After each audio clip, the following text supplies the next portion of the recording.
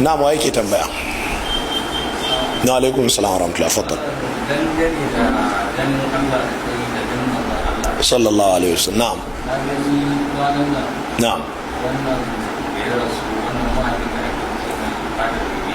Ake ce mai? Na toto na. Na saurari kiran malamin shi wanda ake ce ma Sharif Sani. Yake cewa lokacin da aka kai shi asibiti shi yana ma ba da karatu.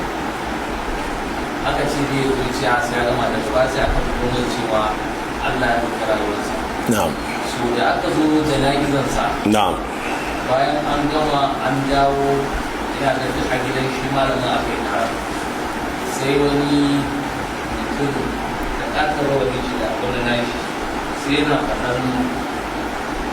shi malamin sharusan cewa a yi lokacin ma da aka zo da rayuwar shi saboda shi sharusan ɗin gidan shi an gina shi da san annabi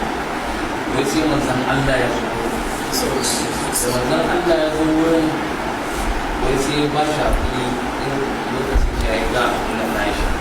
da mala'ika ne ya zo kula a ɗauke Na'am. Ta waɗannan mashirmantan dama su ne muke ta ishara. Waɗannan su ne dama mashirmantan. Ni ban taɓa jin wani fadar bege ba wala ba ruwana da su wallahi jama'a wani begen muke so ga Qur'ani wato wallahi sai kun lura jama'a. Wallahi sai kun lura. Allah ya kiyaye waɗannan ai dama su ne mashirmantan. Su ne suke taɓata mutane lokaci tsawon zamani. الله يكياي ومنها اهتمام عائشة رضي الله عنها بالبحث عن المسائل العلمية حيث سبقت غيرها في سؤال المراد بآية ولقد رآه نزلة أخرى wannan hadisi yana nuna mana cewa Aisha tana ba da muhimmancin wajen binciken matsaloli na ilimi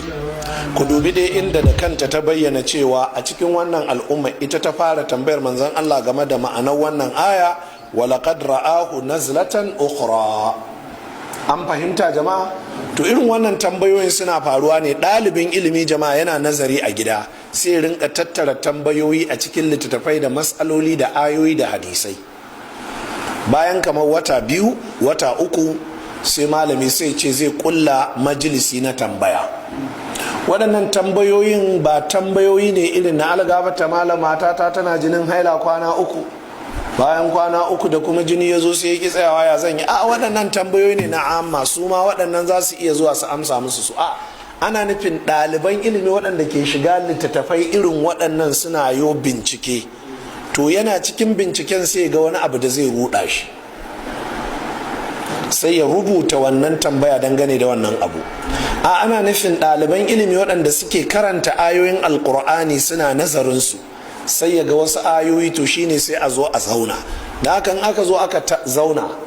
ba zama ne wanda za a yi shi ga kowa da kowa ba za a ce ɗaliban ilimi ne irin waɗannan ko kun fahimta jama'a irinsu ne za ka ga in aka je filin arafa ana ba da labarinsu a zamanin tabi'ai da tabi'ut tabi'ina sai ka gan su rataye da tawada rataye da kundi nan yana rataye da jakan littattafai nan yana rataye da tawada da ya samu malami a filin arafa algafarta malami ne ɗalibi wani daga ƙasa kaza